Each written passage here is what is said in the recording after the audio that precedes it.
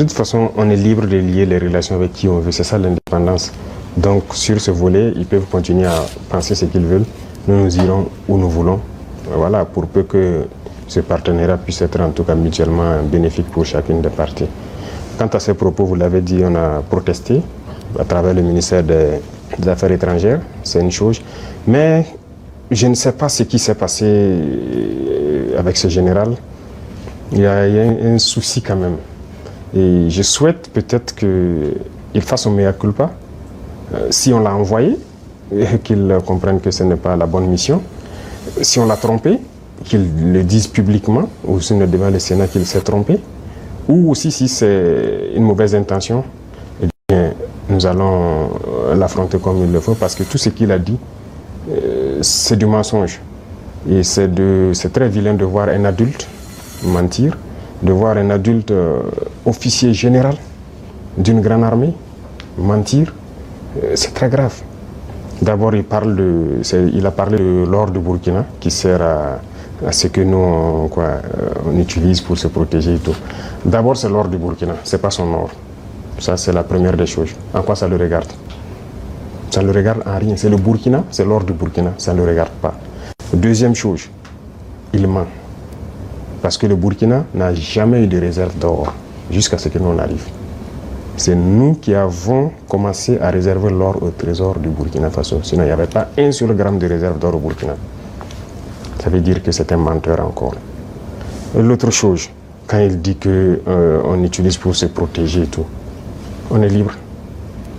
Si le peuple a décidé qu'on le gouverne, nous avons le devoir de nous protéger. Donc on est libre. En quoi ça le regarde? Au propos du commandant de l'Africom devant le Sénat américain, votre gouvernement a donc réagi avec fermeté, dénonçant des accusations infondées sur les choix souverains du Burkina Faso. Que répondez-vous à ceux, notamment à Washington, qui continuent de remettre en cause la légitimité de vos partenariats actuels, notamment avec la Russie? Et comment entendez-vous défendre l'image du Burkina Faso sur la scène internationale face à ce type de discours? De toute façon, on est libre de lier les relations avec qui on veut. C'est ça l'indépendance. Donc, sur ce volet, ils peuvent continuer à penser ce qu'ils veulent. Nous irons où nous voulons. Voilà, pour peu que ce partenariat puisse être en tout cas mutuellement bénéfique pour chacune des parties. Quant à ces propos, vous l'avez dit, on a protesté à travers le ministère des Affaires étrangères. C'est une chose. Mais je ne sais pas ce qui s'est passé avec ce général. Il y a un souci quand même. Et je souhaite peut-être qu'il fasse un mea culpa. Si on l'a envoyé, qu'il comprenne que ce n'est pas la bonne mission. Si on l'a trompé, qu'il le dise publiquement, ou sinon devant le Sénat qu'il s'est trompé. Ou aussi si c'est une mauvaise intention, eh bien, nous allons l'affronter comme il le faut, parce que tout ce qu'il a dit, c'est du mensonge. Et c'est très vilain de voir un adulte mentir, de voir un adulte officier général d'une grande armée mentir, c'est très grave. D'abord, il a parlé de l'or du Burkina qui sert à ce que nous on utilise pour se protéger et tout. D'abord, c'est l'or du Burkina, c'est pas son or. Ça, c'est la première des choses. En quoi ça le regarde?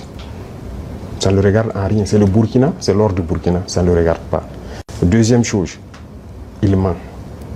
Parce que le Burkina n'a jamais eu de réserve d'or jusqu'à ce que nous on arrive. C'est nous qui avons commencé à réserver l'or au trésor du Burkina Faso. Sinon, il n'y avait pas un seul gramme de réserve d'or au Burkina. Ça veut dire que c'est un menteur encore. L'autre chose, quand il dit qu'on utilise pour se protéger et tout, on est libre. Si le peuple a décidé qu'on le gouverne, nous avons le devoir de nous protéger. Donc on est libre. En quoi ça le regarde? Et le volet qui m'a le plus fait mal, pas parce qu'il est général ou parce que c'est un Américain ou quoi, c'est parce que c'est un noir. Et ça fait très mal de voir qu'on utilise un noir pour combattre un noir. Et ça n'a pas commencé maintenant. Il faut que ça s'arrête. Voilà, c'est très dangereux. Même la Libye, qui a détruit la Libye, on a encore utilisé un noir. Dans les films, dans le temps, chez les Américains, les noirs jouaient toujours le mauvais rôle. Mais on s'est dit c'est dans le film. Mais pourquoi les Noirs doivent continuer à jouer le mauvais rôle? Et je pense que s'il a entendu cette interview, il doit se regarder dans un miroir, avoir honte, sortir, dire que bon, on m'a fait un faux rapport, je regrette. Il doit le dire publiquement. Si c'est un faux rapport, on l'a fait. Parce que c'est possible. C'est possible qu'on l'ait fait un faux rapport, qu'il sorte dire, parce que vous avez suivi, quand je prends notre voisin, encore comme je dis entre nous noirs, le ministre de la Défense ivoirien, qui se promène, aller en Turquie, voir le ministre de la Défense turc, et lui dit qu'il ne va nous vendre des armes. Vous voyez comment ça fait mal. Quand c'est un noir qui se comporte comme ça fait très mal. Est-ce qu'on a fait un faux rapport? Qu'il sorte de démentir. Si on l'a envoyé pour créer un problème au Burkina, comme ils ont l'habitude de le faire, eh bien, on va s'apprêter, on va les attendre. Parce qu'il faut que ça s'arrête maintenant. La race noire ne doit pas être utilisée pour combattre les noirs. Et chaque fois, c'est la même chose, c'est la même chose. Et c'est ce que nous déplorons. Et ça nous a fait beaucoup mal de voir que c'est un noir qui tient ces propos. C'est vrai qu'ils peuvent le regretter, par plusieurs canaux, ils essaient de se rattraper. Mais non, ça a été dit publiquement, il faut se rattraper publiquement. Voilà, nous, c'est comme ça. Nous ne sommes plus dans l'hypocrisie diplomatique, comme on aime le dire.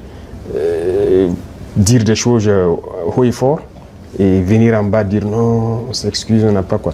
Il faut le dire publiquement. Donc, je les invite à se rattraper, à le dire publiquement, parce que la jeunesse africaine a compris, la jeunesse noire dans le monde entier a compris. Cette manipulation ne passe plus. Voilà, ça a toujours été le cas, utiliser des faux alibis pour espérer atteindre d'autres objectifs. Ça ne passe plus. Donc c'est regrettable, mais le Burkina reste dans sa lignée. Nous continuerons à nous développer. Et il a oublié de dire tout ce que nous faisons pour le Burkina. Ce que nous faisons, aucun régime ne l'a réalisé. Voilà, le développement socio-économique du Burkina, qui a fait... Voilà, nous sommes en train de construire beaucoup de centres de santé, équipés en appareillage, les examens médicaux, et baisser les coûts des examens médicaux. Quel régime a fait pareil? Personne. Nous sommes en train d'agir sur l'agriculture, labourer gratuitement les champs des paysans, notre production a augmenté et tout. Qui l'a fait? Personne. L'armée que nous sommes en train de créer, d'une nouvelle armée, l'armée burkinabé n'a jamais été autant fournie en effectifs, en équipement que maintenant. Qui l'a fait? Aucun régime. En matière d'emploi, aucun régime n'a créé autant d'emplois que nous l'avons fait. L'industrialisation. Peut-être que c'est ça qui les fait mal, qu'ils veulent arrêter, et il faut inventer des mensonges. En tout cas, je les invite à revoir leur copie. Voilà, c'est ce que je peux dire. C'était un gros mensonge et c'est regrettable. Voilà. Votre Excellence, ce soir, vous rencontrez le président Poutine. Pourriez-vous peut-être partager avec nous quel sujet envisagez-vous d'aborder, peut-être quels accords seront-ils sur la table de négociation? Non, c'est la coopération, en gros, que nous allons aborder. Voilà. Et aussi, comme je dis, la coopération, nous sommes en train d'aller sur le volet vraiment, certes défense-sécurité qui est d'office là, mais aussi le volet éducation. Voilà, pour former beaucoup de jeunes burkinabés, déjà des gens qui ont du talent, qui ont des génies, mais aussi former d'autres qui sont très bien sur le volet académique, aux sciences. Et ce sont les sciences qui permettent de développer un pays. Voilà, donc il y a tous ces volets, toutes ces questions qui seront sur la table. Mais aussi, il y a la géopolitique qui est en pleine mutation. Tous les jours, il y a du changement. Et je pense que, comme je dis, nous avons les mêmes perspectives.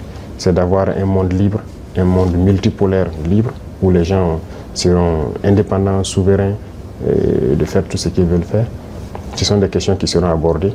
Voilà, et aussi principalement notre espace avec notre situation particulière au Sahel, éventuellement que nous allons aborder. Merci beaucoup pour votre réponse. C'est qu'aujourd'hui, la Russie et le Burkina Faso sont dans le même combat.